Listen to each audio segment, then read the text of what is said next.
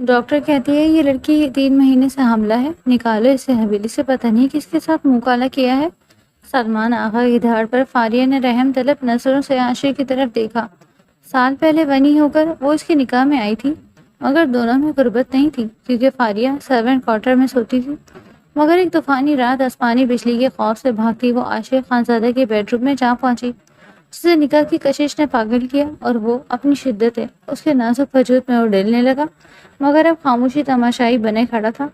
اسے چھوڑے 5 سال گزر چکے تھے۔ عاشر بزنس میٹنگ کے لیے شہر کے سب سے بڑی کمپنی کے CEO سے ملنے پہنچا تو نیم پلیٹ پر مسز عاشر لکھا دیکھ۔ حویلی کے وسیع اور صحن میں رات کے سائے گہرے ہو رہے تھے، لیکن فضا میں موجود تناؤ ہر شے پر بھاری تھا۔ سلمان آغا کے ہاتھ میں موجود میڈیکل رپورٹ کا آغاز ان کے غصے سے کانپ رہا تھا۔ ان کے سامنے فاریہ فرش پر بیٹھی سسک رہی تھی، جبکہ حویلی کے باقی افراد تماشائی بنے کھڑے تھے۔ سلمان آغا کی گرجدار آواز گونجی۔ ڈاکٹر کہتی ہے یہ لڑکی 3 مہینے سے حاملہ ہے۔ بولو فاریہ، کس کا خون ہے یہ؟ کس کے ساتھ مل کر تم نے اس حویلی کی غیرت کا جنازہ نکالا؟ فاریہ نے ڈر سے ہاتھوں سے اپنے آنسو پوچھے اور رحم طلب نظروں سے چند قدم دور کھڑے عاشر کی طرف دیکھا۔ وہی عاشر جو اس کا شوہر تھا، جس کے نکاح میں وہ 1 سال پہلے بنی بن کر آئی تھی۔ آغا جی، میں بے گناہ ہوں، فاریہ کی آواز بمشکل نکلی۔ بے گناہ؟ شہروز نے قدم آگے بڑھایا اور اس کے چہرے پر ایک زہریلی مسکراہٹ تھی۔ رپورٹ جھوٹ نہیں بولتی فاریہ۔ آغا جی، میں تو پہلے ہی کہتا تھا، سرونٹ کوارٹر میں اسے اکیلے رکھنا خطرے سے خالی نہیں۔ اب بھگتے ہیں اس کی بد کرداری۔ زنیرہ نے تیکھے لہجے میں لقمہ دیا۔ دیکھیں، اس نے ہمارے خاندان کی ناک کاٹ دی۔ سلمان آغا نے دوبارہ دھاڑ کر عاشر کو پکارا۔ عاشر، تم خاموش کیوں ہو؟ تمہاری غیرت نہیں جاگ رہی؟ یہ تمہارے نکاح میں ہے، تمہاری عزت تھی یہ۔ عاشر نے نظر جھکا لی۔ اس کے ذہن میں وہ طوفانی رات گھوم رہی تھی جب بجلی کے کڑکنے سے ڈر کر فاریہ اس کے بیڈ روم میں پناہ لینے آئی۔ وہ رات جس نے خاموشی سے ان کے درمیان ایک بندھن قائم کر دیا تھا، مگر جس کا اقرار کرنے کی ہمت عاشر میں آج بھی نہیں تھی۔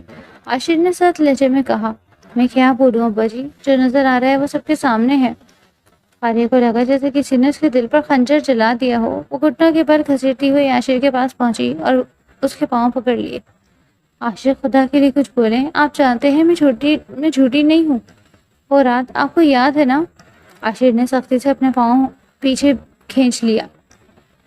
کون سی رات فاریہ؟ ہمارے درمیان تو کبھی کوئی تعلق رہا ہی نہیں۔ تم سرور کوارٹر میں رہتی تھی اور میں اپنے کمرے میں۔ اب اپنے گناہوں کا بوجھ میرے سر مت ڈالو۔ عاشر، فاریہ کی چیخ نکل گئی۔ آپ اتنے صفا کیسے ہو سکتے ہیں؟ آپ جانتے ہی یہ آپ کی اولاد ہے۔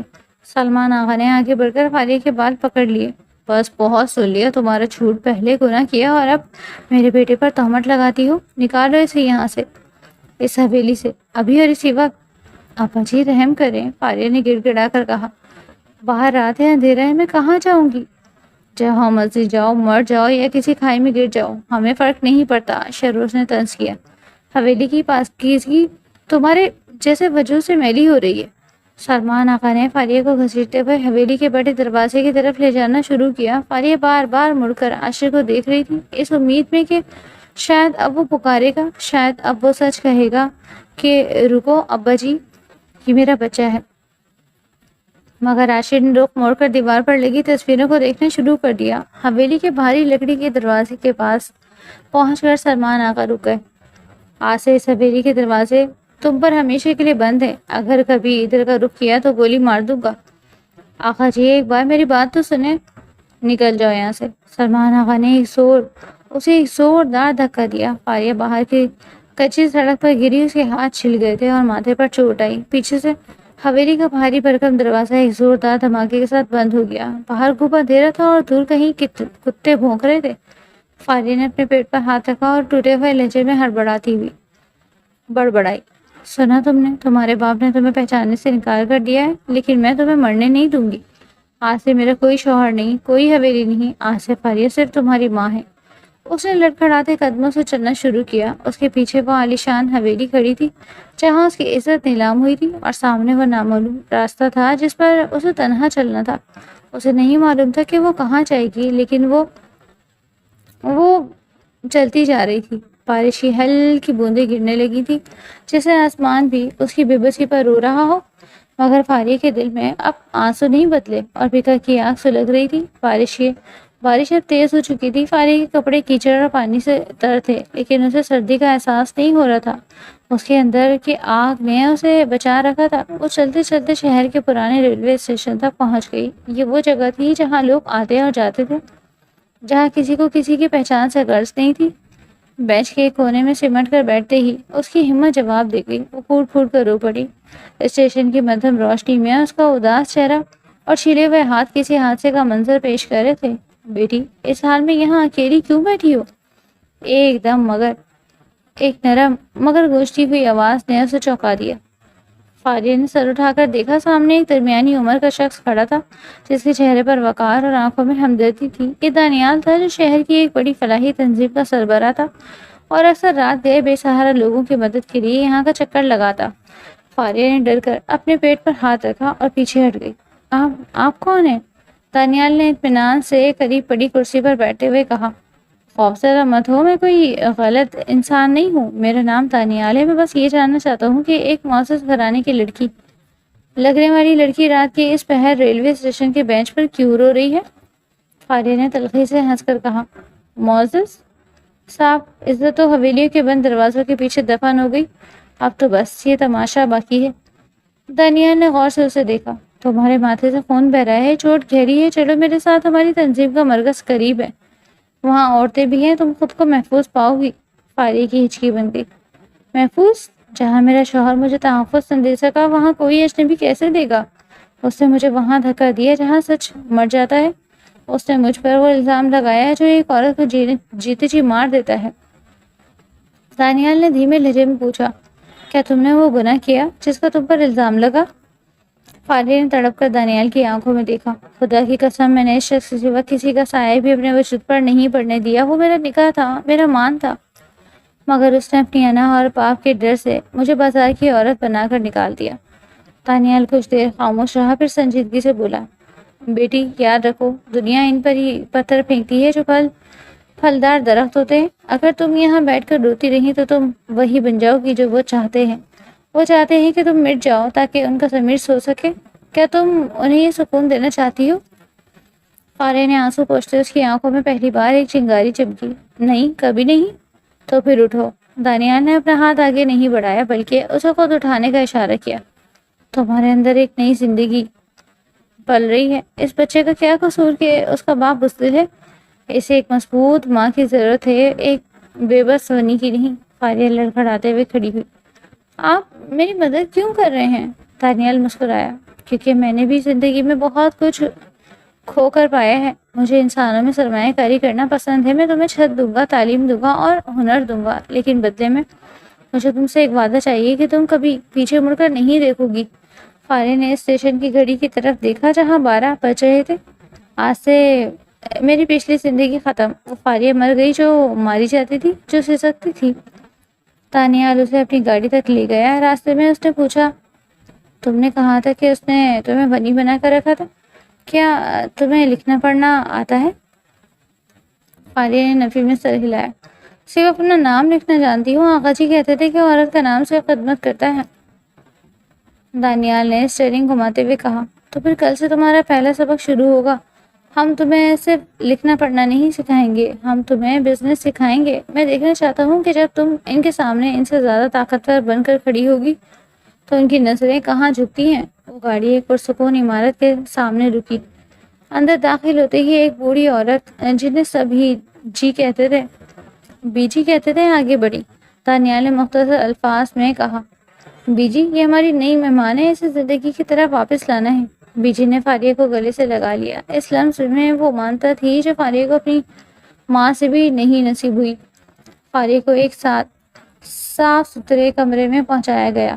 وہاں آئینے کے سامنے کھڑے ہو کر اس نے اپنے چہرے کی خراشیں دیکھی اور پھر اپنے پیٹ کو چھوا۔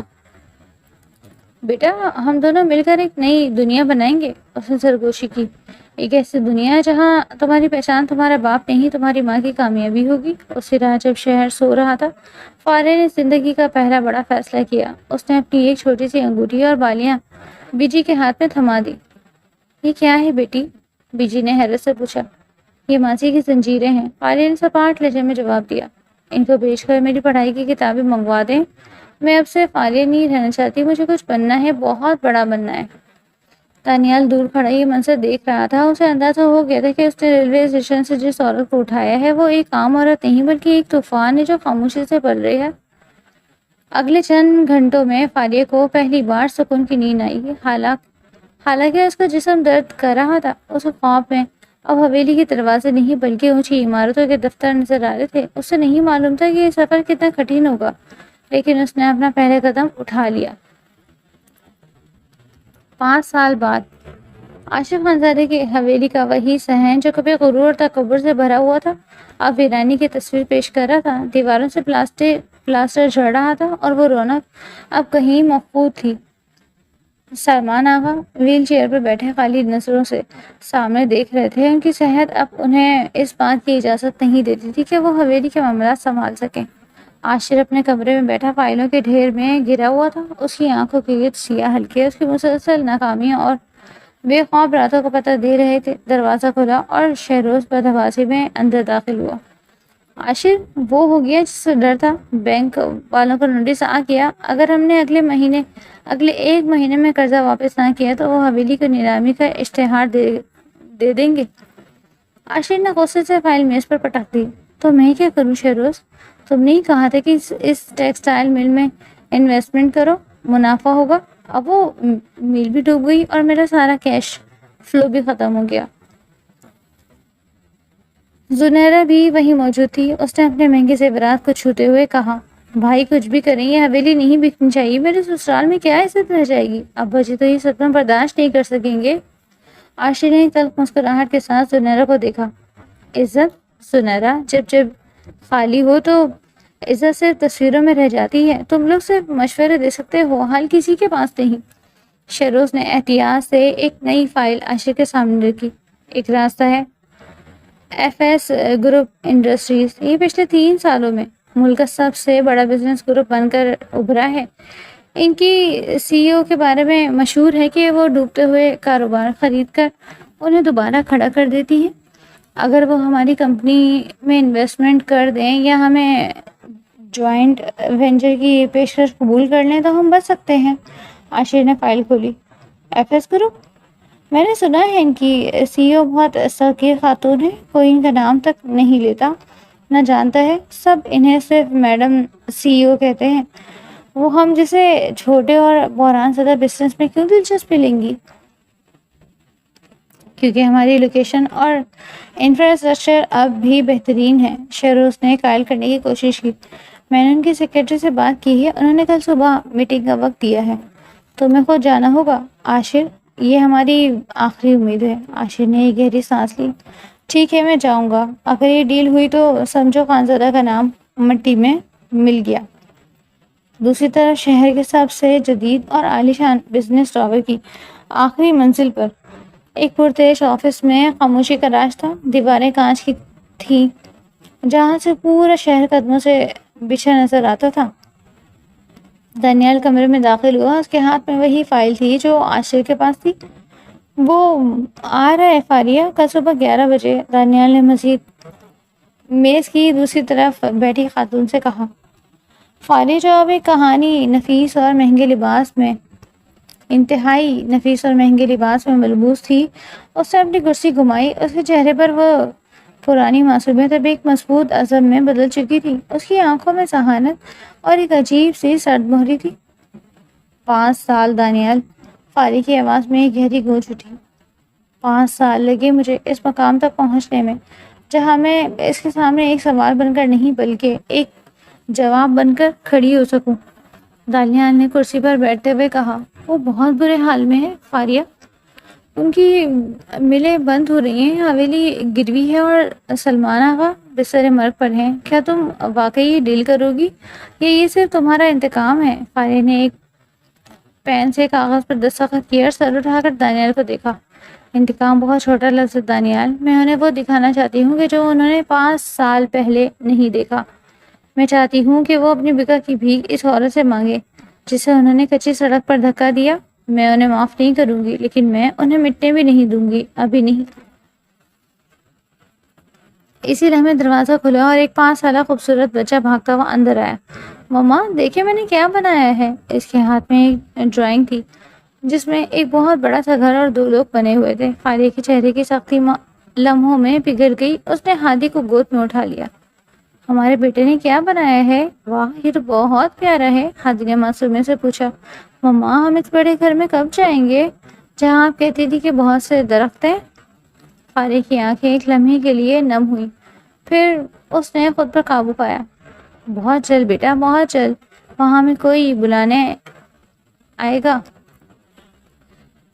دانیال نے ہادی کو دیکھتے ہوئے کہا۔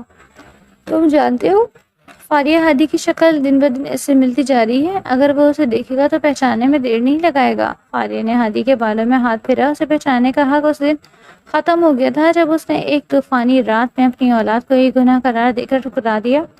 ہادی صرف میرا بیٹا ہے، اس کا کوئی باپ نہیں۔ لیکن وہ کل آ رہا ہے، دانیال نے یاد دلایا۔ آنے دو اسے، فاریہ نے سخت لہجے میں کہا۔ کل اسے معلوم ہوگا کہ جس فنی کو اس نے پاؤں کی جوتی سمجھا تھا، آج وہی جوتی اس کے سر کا تاج بننے کی حیثیت رکھتی ہے۔ دانیال کل کی میٹنگ کی تیاری کرو، میں چاہتی ہوں کہ اسے آفس کے باہر کم از کم 2 گھنٹے انتظار کروایا جائے۔ اسے احساس ہونا چاہیے کہ وقت کی قیمت کیا ہوتی ہے۔ اگلی صبح عاشر اپنے بہترین سوٹ میں ملبوس ایف ایس گروپ کے دفتر پہنچا۔ وہ خود کو پر اعتماد دکھانے کی کوشش کر رہا تھا، مگر اس کے اندر ایک عجیب سی بے چینی تھی۔ جیسے ہی وہ استقبالیہ پر پہنچا اسے روک دیا گیا۔ سر، میڈم ابھی ایک ضروری میٹنگ میں ہے، آپ کو انتظار کرنا ہوگا، ریسیپشنسٹ نے پیشے ورانہ مسکراہٹ کے ساتھ کہا۔ عاشر ایک صوفے پہ بیٹھ گیا۔ 1 گھنٹہ گزرا، پھر 2۔ اس کا پارا چڑھنے لگا۔ وہ جو کبھی کسی کا انتظار نہیں کرتا تھا، آج ایک اجنبی عورت کے اشارے پر بیٹھا تھا۔ اسے بار بار اپنے خاندان کی گرتی ہوئی دیواریں یاد آ رہی تھی۔ میڈم آپ کو اب مل سکتی ہیں؟ آخرکار آواز آئی۔ عاشر اٹھا اور اس بڑی لکڑی کے دروازے کی طرف بڑھا جس پر چاندی کی ایک تختی لگی تھی۔ اس نے جیسے ہی دروازہ کھولا اور سامنے کی نیم پلیٹ پر نظر ڈالی، اس کے قدم وہیں جم گئے۔ وہاں لکھا تھا مسٹر عاشر، چیف ایگزیکٹو آفیسر۔ عاشر کا دماغ گھوم گیا۔ مسز عاشر، یہ کیسے ممکن ہے؟ اس کے ہاتھ لرزنے لگے۔ اس نے غصے سے ہیبت کی ملی جلد جذبات کے ساتھ دروازہ دھکیلا اور اندر داخل ہو گیا۔ کمرے کے دوسری طرف بڑی سی میز کے پیچھے کرسی کی پشت اس کی طرف تھی۔ آپ کی ہمت کیسی ہوئی یہ نام استعمال کرنے کی؟ عاشر نے دھاڑ کر کہا۔ کون ہے آپ اور میری بیوی کا نام اپنے نیم پلیٹ پر کیوں لکھا؟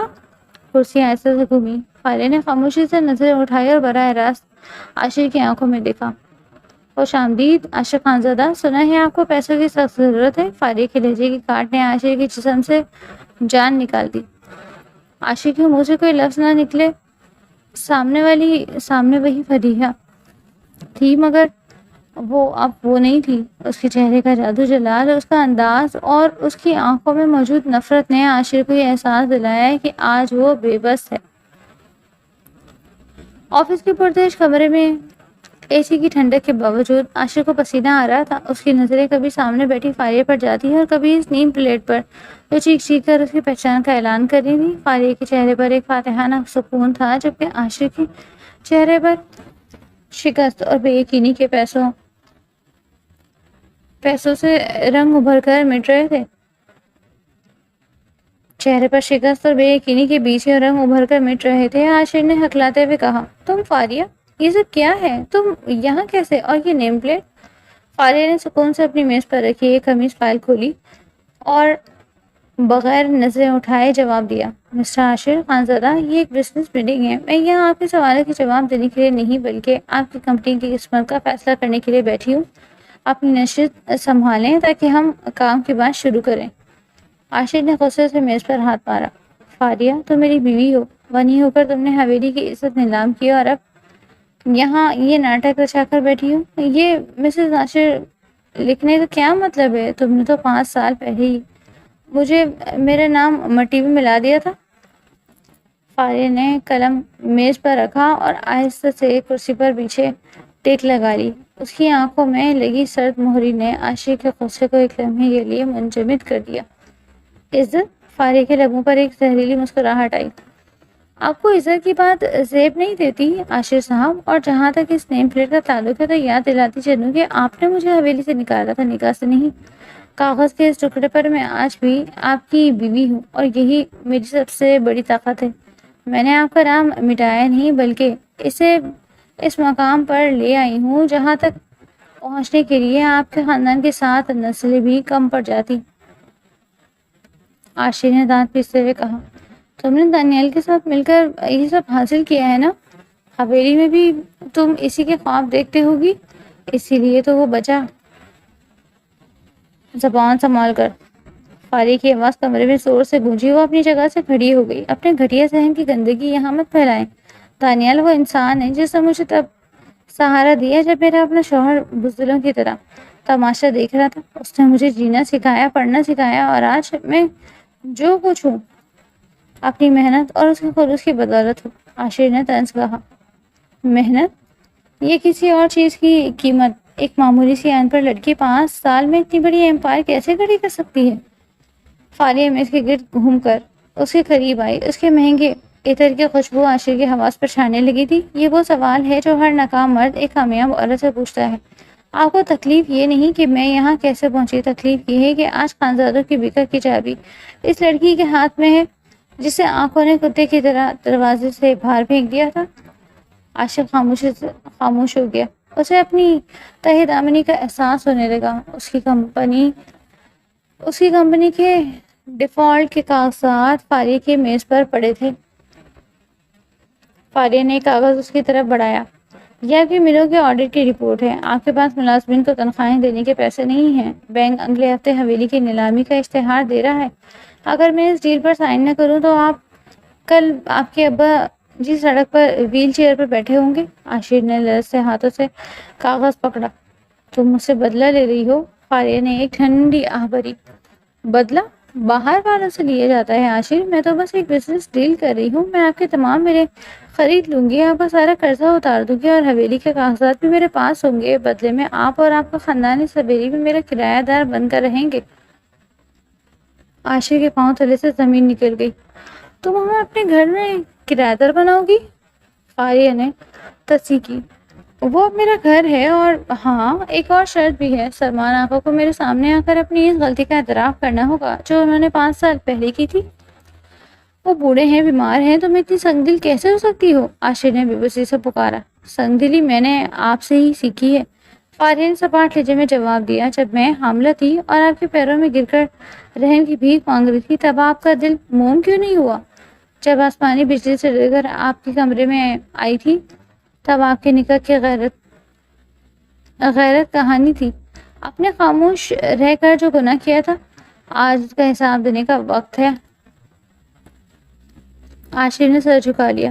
اسے اس رات کی ایک ایک تفصیل یاد آنے لگی، فاریہ کا ڈرنا، اس کا قریب آنا، اور پھر وہ لمحہ جب اس نے سب کچھ بھلا دیا۔ اس نے کبھی سوچا بھی نہیں تھا کہ وہ رات ایک دن اس کے پورے وجود کو نگل لے گی۔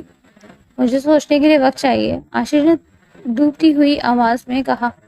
وقت آپ کے پاس ہے نہیں، فاریہ نے اپنی کرسی پر واپس بیٹھتے ہوئے کہا۔ کل شام تک اگر آپ نے ان کاغذات پر دستخط نہ کیے تو ایف ایس گروپ آپ کی کمپنی کے خلاف قانونی کارروائی شروع کر دے گا۔ اب آپ جا سکتے ہیں، مجھے ایک اور میٹنگ میں جانا ہے۔ عاشر بوجھل قدموں کے ساتھ دروازے کی طرف بڑھا لیکن رک گیا۔ فاریہ، وہ بچہ وہ کہاں ہے؟ فاریہ کے قلم کی گرفت سخت ہو گئی۔ وہ بچہ مر گیا عاشر صاحب، اسی رات مر گیا تھا جب اس کے باپ نے اسے اپنا نام دینے سے انکار کر دیا تھا۔ اب جو ہے وہ صرف میرا وارث ہے، اس کا آپ سے آپ کے خاندان سے کوئی لینا دینا نہیں۔ عاشر نے مڑ کر اسے دیکھا۔ اس کی آنکھوں میں پشیمانی کے آنسو تھے مگر فاریہ کی نظریں فائل پر جمی رہیں۔ جیسے ہی عاشر کمرے سے باہر نکلا فاریہ نے ایک لمبی سانس لی اور اس کی آنکھوں سے ایک آنسو ٹپک کر کاغذ پر گر گیا۔ اس نے جلدی سے آنسو پوچھے اور خود کو سنبھالا۔ باہر راہداری میں چلتے ہوئے عاشر کو ایسا لگ رہا تھا جیسے دیواریں اسے کھا جائیں گی۔ اسے اپنی زندگی کی سب سے بڑی غلطی کا احساس ہو رہا تھا لیکن اب بہت دیر ہو چکی تھی۔ وہ ایک فاتح بن کر نکلا لیکن آج ایک بھکاری بن کر واپس جا رہا تھا، اور سب سے بڑی تکلیف یہ تھی کہ اسے اپنی اولاد کا پتہ تو چل گیا تھا مگر اسے چھونے کا حق وہ ہمیشہ کے لیے کھو چکا تھا۔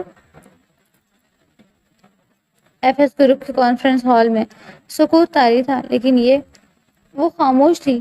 جو کسی بڑے طوفان سے پہلے ہوتی۔ عاشق خانزادہ جو کبھی اپنی ایک جھلک سے حویلی کے ملازمین کو تھر تھرا دیتا، آج ایک معمولی فائل پکڑے میز کے ایک کونے پر بیٹھا تھا۔ دوسری طرف فاریہ تھی، جس کے گرد اس کے وکلا اور سیکرٹریز کا ایک حصار تھا۔ فاریہ نے اپنی اینک اتار کر میز پر رکھی اور بہت ٹھنڈے لہجے میں کہا، مسٹر عاشق، ڈیل کے کاغذات آپ کے سامنے ہیں۔ آپ کے دستخط ہوتے ہی دنیا کی حویلی کی نیلامی رک جائے گی اور آپ کے خاندان کے تمام بینک اکاؤنٹس بحال کر دیے جائیں گے۔ دیکھا فاریہ، یہ ڈیل نہیں ہے، یہ سودا ہے۔ تم میری مجبوری کا فائدہ اٹھا رہی ہو۔ تم جانتی ہو ابا جی اس عمر میں حویلی چھوڑ کر کہیں نہیں جا سکتے۔ فاریہ نے ایک ہلکا سا کہکہا لگایا جس میں درد اور طنز دونوں شامل تھے۔ مجبوری؟ عاشق صاحب، جب آپ نے مجھے غنی بنا کر سرمن کوارٹر میں رکھا تھا تب میری مجبوری کہاں تھی؟ جب آپ کے باپ نے مجھے حاملہ حالت میں رات کے اندھیرے میں سڑک پر پھینکا تب فائدہ کون اٹھا رہا تھا؟ میں آج آپ پر کوئی ظلم نہیں کر رہی، میں بس وہی کر رہی ہوں جو آپ کے خاندان کا وتیرہ رہا، طاقت کا استعمال۔ اسی لمحے کانفرنس روم کا دروازہ کھلا اور دانیال اندر داخل ہوا۔ اسے دیکھ کر عاشق کے ماتھے پر غصے کی لکیریں ابھری۔ تم یہاں کیا کر رہے ہو؟ یہ ہمارے خاندان کا معاملہ ہے۔ دانیال نے کرسی کھینچی اور سکون سے بیٹھ گیا۔ خانزادہ صاحب، آپ غلط فہمی میں ہیں، یہ خاندان کا نہیں بزنس کا معاملہ ہے اور فاریہ کے ہر فیصلے میں میرا مشورہ شامل ہوتا ہے۔ عاشق نے غصے سے دانت پیستے ہوئے فاریہ کی طرف دیکھا۔ تو یہ سچ ہے؟ تم نے اس شخص کے لیے مجھے میری حویلی کو داؤ پر لگا دیا؟ فاریہ نے اپنی فائل بند کی اور میز پر تھوڑا آگے جھک گئی۔ دانیال نے مجھے وہ مقام دیا ہے جس کا آپ تصور بھی نہیں کر سکتے۔ اس نے مجھے ایک چیز سے ایک انسان بنایا اور جہاں تک حویلی کا تعلق ہے تو وہ اب خانزادہ کی نہیں میری ہوگی۔ عاشق نے ہکلاتے ہوئے کہا، فاریہ تم میری سنگ دل نہیں تھی؟ وہ رات، وہ طوفانی رات جب تم میرے کمرے میں آئی تھی، کیا وہ سب جھوٹ تھا؟ کیا تمہارے دل میں میرے لیے کچھ بھی نہیں بچا؟ فاریہ کی آنکھوں میں ایک لمحے کے لیے آنسو چمکے مگر اس نے فوراً انہیں پی لیا۔ وہ رات ایک حادثہ تھی، عاشق اور اس حادثے کی سب سے بڑی گواہ وہ اولاد ہے جسے آپ نے گناہ قرار دیا۔ آپ نے اس رات کا احترام نہیں کیا تو میں آج اس کی دہائی کیوں سنوں؟ عاشق نے بے بسی سے کہا، مجھے معاف کر دو فاریہ، بزدل تھا، میں ابا جی کے سامنے نہیں بول سکا۔ میں اب سب ٹھیک کرنا چاہتا ہوں، میں تمہیں وہ سب دوں گا جو تمہارے حق میں ہے۔ فاریہ کھڑی ہو گئی۔ حق مانگا نہیں جاتا، عاشق چھین لیا جاتا ہے، اور میں نے اپنا حق چھین لیا۔ اس نے اپنے سیکرٹری کی طرف اشارہ کیا۔ میرا بیٹا ہادی کہاں ہے؟ اسے میرے پاس لائے۔ کچھ دیر بعد ہادی کمرے میں داخل ہوا، وہی چھوٹا بچہ جس کی آنکھیں اور نقش بالکل عاشق جیسے تھے۔ جیسے ہی عاشق کی نظر ہادی پر پڑی، اس کا دل زور سے دھڑکا۔ اسے لگا جیسے وہ آئینہ دیکھ رہا ہو۔ ہادی؟ عاشق کے منہ سے بے اختیار نکلا۔ اپنی کرسی سے اٹھ کر اس کی طرف بڑھنا چاہتا تھا لیکن فاریہ نے اسے ایک ہاتھ کے اشارے سے روک دیا۔ قریب مت آئیے گا۔ فاریہ کی آواز میں اب ایک وارننگ تھی۔ یہ بچہ اب آپ کو نہیں جانتا، اس کے لیے اس کا باپ وہ شخص ہے جس نے اسے پالنے میں مدد کی، نہ کہ وہ جس نے اسے پیدا ہوتے ہی یتیم کر دیا۔ ہادی نے معصومیت سے فاریہ کا ہاتھ پکڑا۔ مما، یہ انکل کون ہیں؟ یہ کیوں رو رہے ہیں؟ فاریہ نے ہادی کے سر پر ہاتھ پھیرا اور عاشق کی طرف دیکھ کر کہا، یہ انکل ایک مسافر ہیں ہادی، جو اپنا راستہ بھول گئے ہیں، اب یہ واپس جا رہے ہیں۔ عاشق کی آنکھوں سے آنسو بہہ نکلے۔ وہ ہادی کو دیکھ رہا تھا اور اسے اپنی پوری زندگی ایک بھیانک خواب لگ رہی تھی۔ وہ شخص جو کبھی کسی کے سامنے نہیں جھکا تھا، آج ایک 5 سالہ بچے کے سامنے خود کو حقیر محسوس کر رہا تھا۔ فاریہ، صرف ایک بار اسے سینے سے لگا دو، عاشق نے گڑبڑا کر کہا۔ نہیں، کبھی نہیں، فاریہ نے سپاٹ لہجے میں جواب دیا۔ آپ نے 5 سال پہلے اپنا حق کھو دیا تھا، اب سے بھی کاغذات باقی ہیں، دستخط کیجیے اور جائیے یہاں سے۔ عاشق نے لرزتے ہاتھوں سے قلم اٹھایا۔ اس کے دستخط صرف ایک بزنس ڈیل پر نہیں تھے، بلکہ اس کی انا، اس کے خاندان کے فخر اور اس کی اولاد پر، اس کے حق کی دستبرداری پر تھے۔ جیسے ہی اس نے آخری کاغذ پر سائن کیے، فاریہ نے فائل اٹھا لی۔ اب آپ جا سکتے ہیں، کل میری ٹیم حویلی آئے گی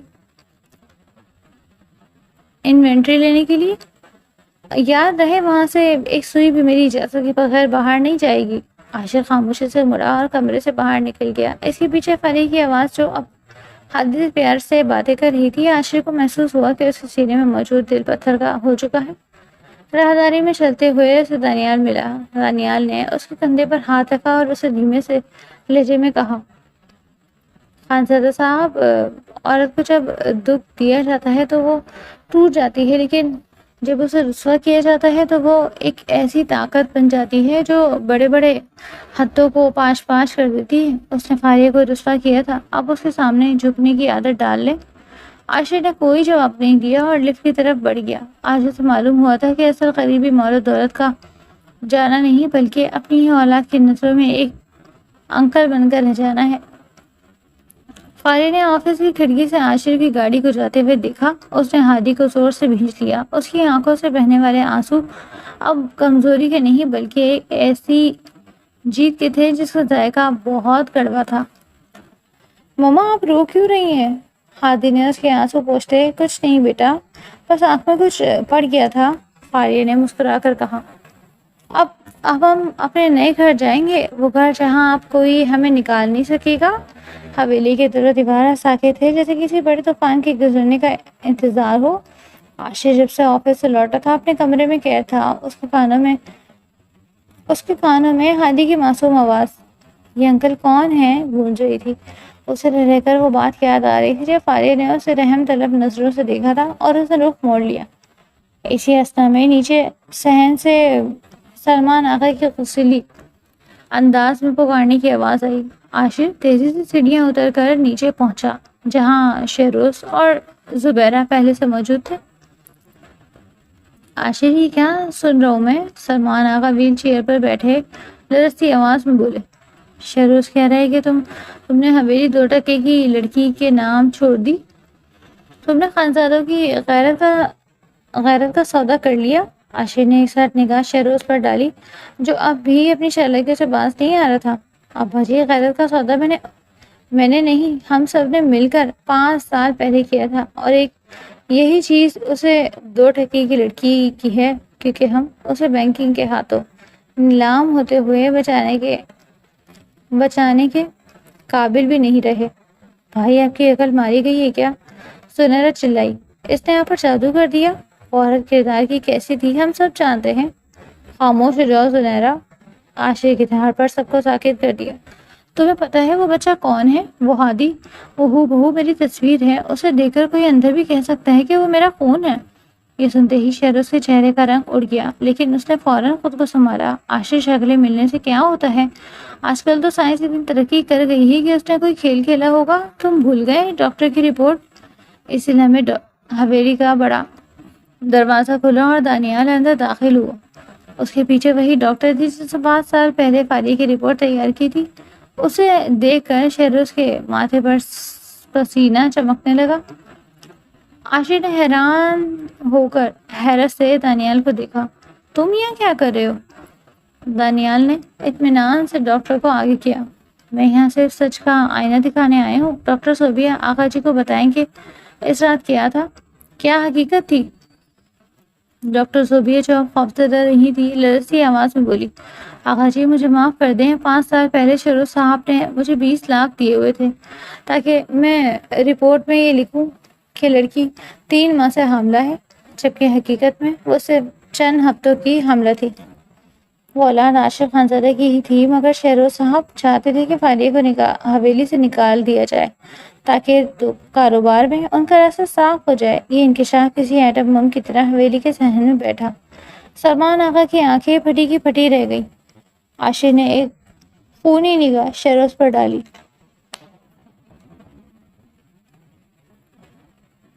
جو بھاگنے کا راستہ ڈھونڈ رہا تھا۔ شہروز، عاشر نے اس کا گریبان پکڑ کر اسے دیوار سے دے مارا۔ تم نے سب کیا کیا؟ میری بیوی، میری اولاد اور میری زندگی برباد کر دی صرف چند ٹکڑوں کے لیے؟ عاشر، میری بات سنو، شہروز ہکتایا۔ کیا سنوں؟ عاشر نے اسے ایک بھرپور تھپڑ رسید کیا۔ میں نے تم پر بھروسہ کیا اور تم نے میرے ہی گھر کی جڑیں کاٹ دی۔ سلمان آقا کا سر جھک گیا۔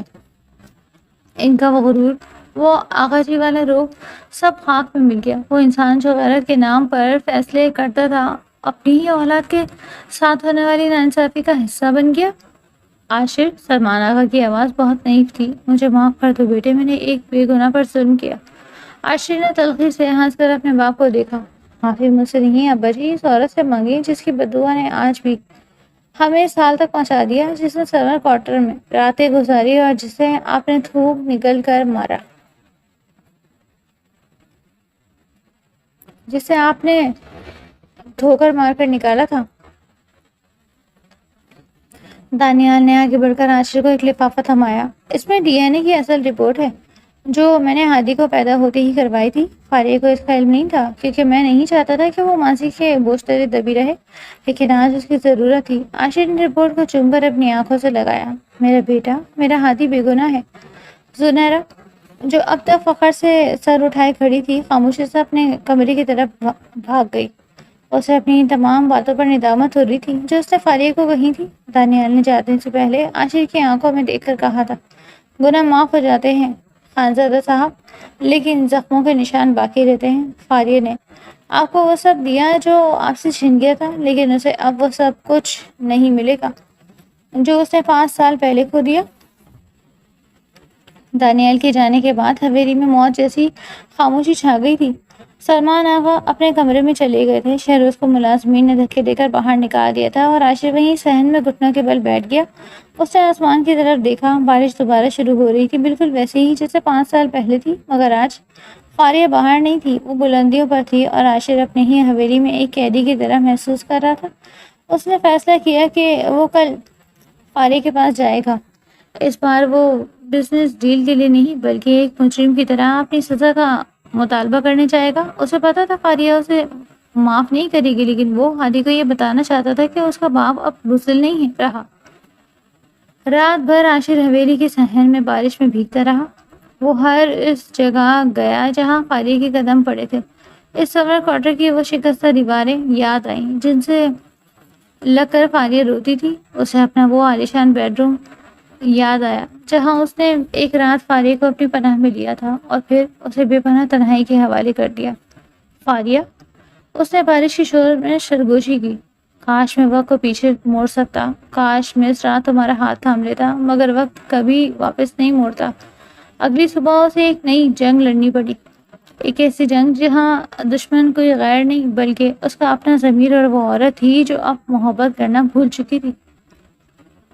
ایف ایس گروپ کے آفس کا ماحول آج بدلا ہوا تھا۔ فاریہ اپنی میز پر بیٹھی شہر کے منظر کو دیکھ رہی تھی، مگر اس کی نظریں کسی ایک جگہ پر نہیں ٹکی تھی۔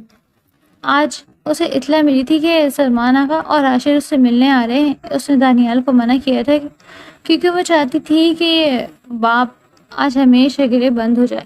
دروازہ آہستہ سے کھلا۔ دانیال نے اشارہ کیا اور ویل چیئر پر بیٹھے سلمان آغا اور ان کے پیچھے بوجھل قدموں سے چلتا عاشر اندر داخل ہوا۔ فاریہ اپنی کرسی سے نہیں اٹھی۔ اس نے خاموشی سے ان دونوں کو دیکھا۔ وہ سلمان آغا جن کی ایک پکار پر حویلی رستی تھی، آج جھکے ہوئے کندھوں سے اور لرزتے ہاتھوں کے ساتھ ایک سوالی بن کر آئے تھے۔ عاشر کی آنکھیں سرخ تھیں جسے وہ کئی راتوں سے سویا نہ ہو۔ سلمان آغا نے بوجھل آواز میں بات شروع کی، بیٹی فاریہ۔ فاریہ نے ہاتھ اٹھا کر انہیں دیکھا۔ انہیں روک دیا۔ آقا جی، میرا نام فاریہ آپ کی زبان پر جستا نہیں۔ 5 سال پہلے جب میں آپ کی باتوں میں گری تھی، تب آپ نے مجھے بد کردار کہہ کر پکارا تھا۔ آج مجھے صرف میڈم سی ای او کہیے، کیونکہ ہمارا رشتہ اب صرف کاروبار کا ہے۔ سلمان آغا کی آنکھوں سے ایک آنسو ٹپک کر ان کے سفید کرتے پر گرا۔ میں گنہگار ہوں بیٹی، میں نے ایک بے گناہ پر تہمت لگائی، شہروز کی سازش نے میری عقل میں پردہ ڈال دیا۔ میں تم سے معافی مانگنے آیا ہوں۔ مجھے حویلی نہیں چاہیے، مجھے بس اپنی نسل کا وہ بچہ دے دو جسے میں نے ٹھکرایا تھا۔ مرنے سے پہلے میں اسے اپنا نام دینا چاہتی ہوں۔ فاریہ نے میز پر رکھی پینسل کو انگلیوں میں گھمایا۔ نام؟ آغا جی، ہادی کا ایک نام ہے، ہادی فاریہ۔ اسے کسی ایسے خاندان کے نام کی ضرورت نہیں تھی جس کی بنیادی جھوٹ اور ظلم پر کھڑی ہو۔ آپ کو وارث چاہیے نا، وہ وارث جو آپ کے جنازے کو کندھا دے۔ ہادی وہ کندھا نہیں بنے گا جو اس کی ماں کی رسوائی کا باعث بنا۔ عاشر تڑپ کر آگے بڑھا۔ فاریہ، ابا جی کو معاف کر دو، وہ بیمار ہے اور مجھ جیسی جتنی سزا دینی ہے دے دو۔ میں نے ڈاکٹر کی رپورٹ دیکھ لی ہے، شروع سے سچ سامنے آ گیا ہے۔ میں جانتا ہوں کہ ہادی میرا بیٹا ہے اور میں اسے وہ سب کچھ دوں گا جس کا وہ حقدار ہے۔ حقدار؟ فاریہ اٹھ کر کھڑی ہو گئی۔ اس کی آواز میں چٹان جیسی سختی تھی۔ حقدار وہ تب تھا جب وہ پیدا ہوا تھا، جب اسے ایک باپ کی پہچان چاہیے تھی۔ آج وہ ایک ایسی سلطنت کا مالک ہے جس کے سامنے آپ کی حویلی کی کوئی اوقات نہیں۔ عاشر صاحب، آپ کو کیا لگا تھا کہ آپ 5 سال بعد آئیں گے، 2 آنسو بہائیں گے اور میں سب کچھ بھول کر آپ کے پیچھے پیچھے حویلی آ جاؤں گی؟ عاشر نے گڑبڑا کر کہا، میں تمہیں دوبارہ نکاح میں لینا چاہتا ہوں۔ میں تمہیں وہ مقام دوں گا جو میں نے کبھی نہیں دیا۔ فاریہ نے سرد کہکا لگایا، نکاح؟ آپ نے تو نکاح کی لاج اس وقت بھی نہ رکھی جب میں آپ کے گھر میں تھی۔ آپ کو یاد ہے آپ نے کہا تھا کہ ہمارے درمیان کچھ نہیں ہوا؟ آپ نے اپنی ہی لمس سے انکار کر دیا۔ آج آپ کس منہ سے نکاح کی بات کر رہے ہیں؟ فاریہ کسی کی بنی نہیں بن سکتی، وہ مر چکی ہے۔ دانیال جو ایک طرف خاموش کھڑا تھا، اس نے ہادی کا ہاتھ پکڑ کر کمرے میں لایا۔ ہادی نے اپنا دادا اور باپ کو دیکھا مگر اس کی آنکھوں میں کوئی پہچان نہیں تھی۔ ہادی بیٹا، عاشر نے لرزتی آواز میں پکارا اور گھٹنوں کے بل بیٹھ کر اپنے ہاتھ پھیلائے۔ ادھر آؤ، میں تمہارا بابا ہوں۔ ہادی نے ڈر کر فاریہ کے پلو کو پکڑ لیا۔ مما، یہ انکل پھر آ گئے، مجھے ڈر لگ رہا ہے۔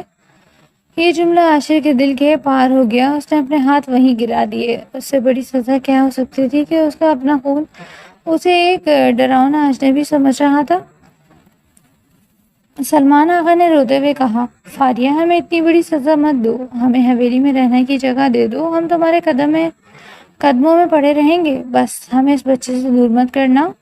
فاریہ نے ایک گہری سانس لی۔ اس نے میز سے حویلی کے کاغذات اٹھائے اور انہیں سلمان آغا کی گود میں رکھ دیا۔ یہ لیں آپ کی حویلی کے کاغذات، میں نے اپنا فرض اتار دیا ہے۔ جس حویلی نے مجھے نکالا تھا میں نے اسے مزید خرید کر آپ کو خیرات میں دے دیا۔ آپ وہاں رہیں آرام سے۔ سنیرا اور شہروز کا حساب میں نے برابر کر دیا ہے، مگر ایک بات یاد رکھیے گا۔ وہ رکی اور عاشر کی آنکھوں میں آنکھیں ڈال کر بولی، ہادی کبھی اس حویلی میں نہیں جائے گا۔ وہ میرا بیٹا ہے اور رہے گا۔ آپ اسے دور سے دیکھ سکتے ہیں مگر اسے کبھی چھو نہیں سکیں گے، یہ میرا آخری فیصلہ ہے۔ عاشر نے سمجھ لیا کہ اب کچھ نہیں بچا۔ اس نے فاریہ کے سامنے سر جھکا دیا۔ تم ٹھیک کہہ رہی ہو فاریہ، ہم اسی کے لائق ہیں۔ تم نے ہمیں وہ سب کچھ دے دیا جو ہم ہار چکے تھے، اور ہم نے وہ سب کچھ کھو دیا جو کبھی ہمارا تھا۔ سلمان آغا کی ویل چیئر کو عاشر نے موڑا۔ وہ دونوں بوجھل دل کے ساتھ کمرے میں باہر نکلے تھے۔ دروازے پر پہنچ کر عاشر ایک بار مڑا، فاریہ، اگر کبھی ہادی نے اپنے باپ کے بارے میں پوچھا تو کیا تم اسے سچ بتاؤ گی؟ فاریہ نے ہادی کو گود میں اٹھائے کھڑکی کی طرف رخ کر لیا۔ میں اسے بتاؤں گی، اس کا باپ ایک بزدل شخص تھا جس نے وقت آنے پر سچ کا ساتھ نہیں دیا، لیکن اس کی ماں ایک ایسی عورت تھی جس نے اسے پوری دنیا میں لڑ کر ایک نام دیا۔ عاشر خاموشی سے باہر نکل گیا۔ دروازہ بند ہونے کی آواز کے ساتھ ہی فاریہ کی بہت ہمت جواب دے گئی تھی۔ وہ وہیں فرش پر بیٹھ گئی اور ہادی کو اپنے سینے سے لگا کر پھوٹ پھوٹ کر رو دی۔ دانیال نے اسے کندھے پر ہاتھ رکھا۔ تم جیت گئی ہو فاریہ، دانیال نے دھیمے لہجے میں کہا۔ جیت؟ فاریہ نے آنسو پوچھتے ہوئے کہا۔ دانیال، ایسی جیت میں ہمیشہ ایک کرہ باقی رہتی ہے، وہ یاسیت سے بولی۔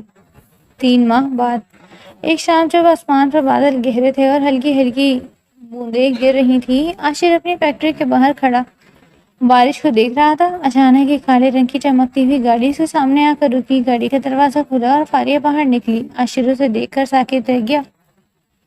فاریہ، تم یہاں اس حال میں؟ اس کی نظر فاریہ کے بھیگے بالوں اور سادہ لباس پر تھی۔ فاریہ خاموشی سے اس کے قریب آئی۔ میں نے سنا ہے کہ آپ نے حویلی میں شفٹ ہونے سے انکار کر دیا اور آپ اپنی فیکٹری کے مزدوروں کو ساتھ کام کرنے کا کہتے ہیں۔ عاشر نے نظر جھکا لی۔ میں اس حویلی کا مستحق نہیں تھا فاریہ، وہ تمہاری محنت کی کمائی ہے۔ میں اب اپنی محنت سے ایک ایک اینٹ جوڑ کر اپنے گھر بنانا چاہتا ہوں۔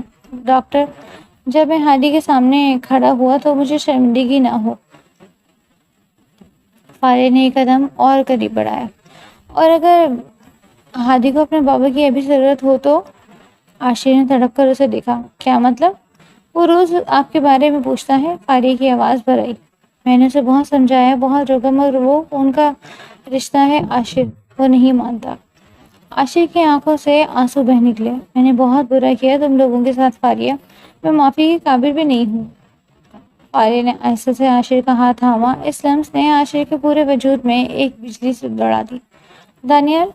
دانیال نے مجھ سے ایک بات کہی تھی کہ انتقام کو سکون نہیں دینا، صرف خالی پن بھرنا ہے۔ میں نے تمہیں تڑپتے دیکھا، پچھتاتے دیکھا۔ میں نے دیکھا کہ تم نے اپنے باپ کے غرور کو پیچھے چھوڑ کر انسانیت کا راستہ چنا ہے۔ عاشر نے اس کا ہاتھ مضبوطی سے پکڑ لیا۔ فاریہ، کیا تم مجھے ایک موقع دے سکتی ہو؟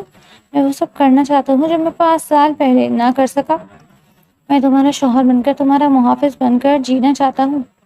ہادی کے بابا کو ایک موقع اور ملنا چاہیے۔ فاریہ کے لہجے میں اب وہی پرانی محبت جھلک رہی تھی۔ عاشر نے بے اختیار فاریہ کو اپنی باہوں میں بھر لیا۔ بارش تیز ہو رہی تھی، مگر آج یہ بارش جدائی کی نہیں، ملاپ کی تھی۔ فاریہ نے اپنا سر عاشر کے سینے پر رکھ دیا، جہاں اس کے دل کی دھڑکنیں فاریہ کا نام پکار رہی تھی۔ I love you فاریہ، میں نے تمہیں ہمیشہ چاہا، مگر میں بزدل تھا، مجھے معاف کر دو۔ عاشر نے اس کے بالوں میں سرگوشی کی۔ فاریہ نے سر اٹھا کر عاشر کی آنکھوں میں دیکھا، جہاں صرف محبت تھی۔ معاف کیا، کیونکہ محبت سزا دینے کے لیے نہیں، زندگی جینے کے لیے ہوتی ہے۔ عاشر نے جھک کر فاریہ کے ماتھے پر ایک طویل بوسہ دیا، جس میں بوسوں کی پیشانی اور آنے والے کل کے وعدے تھے۔ 1 ہفتے بعد حویلی کو دوبارہ دلہن کی طرح سجایا گیا تھا، لیکن اس بار گھر کے ملکہ کی واپسی تھی۔ سلمان آغا صحن میں بیٹھے ہادی کے ساتھ کھیل رہے تھے۔ ہادی اب انہیں دادا ابو کہہ کر پکار رہا تھا۔ سنیرا اور شہروز کو حویلی سے بے دخل کر دیا گیا تھا اور حویلی کی فضا اب زہر سے پاک تھی۔ عاشر اور فاریہ بیلکنی میں کھڑے یہ خوبصورت منظر دیکھ رہے تھے۔ عاشر نے فاریہ کے کندھے کے گرد بازو حمل کیا اور اسے اپنے قریب کر لیا۔ تم جانتی ہو فاریہ، عاشر نے دھیمے لہجے میں کہا، اس رات جب تم بجلی کی ڈر سے میرے کمرے میں آئی تھی، میں نے اسی وقت فیصلہ کر لیا تھا کہ تم میری زندگی ہو، مگر میں اپنی انا کے جال میں پھنس گیا۔ فاریہ نے شرارت سے اسے دیکھا۔ اچھا، اور اب اس انا کا کیا مطلب؟ عاشر نے اسے اپنی طرف موڑا اور اس کے کمر میں ہاتھ ڈال کر اسے خود سے قریب کر لیا۔ وہ انا تمہارے قدموں میں ڈھیر ہو گئی، اب اس حویلی میں صرف تمہاری حکمرانی جائے گی۔ فاریہ نے ہنس کر اپنا سر اسے کندھے پر ٹکا دیا۔ حکمرانی نہیں عاشر، صرف محبت۔ عاشر نے اس کے کان کے قریب سرگوشی کی۔ تو پھر کیا خیال ہے، اس ادھوری رات کی کہانی کو مکمل کریں؟ فاریہ شرما کر اس کے سینے میں چھپ گئی، جبکہ دور سے ہادی کی کھلکھلاتی ہوئی آواز اور سلمان آغا کی کہکہے حویلی کی فضاؤں میں ایک نئی زندگی کا مزہ سنا رہے تھے۔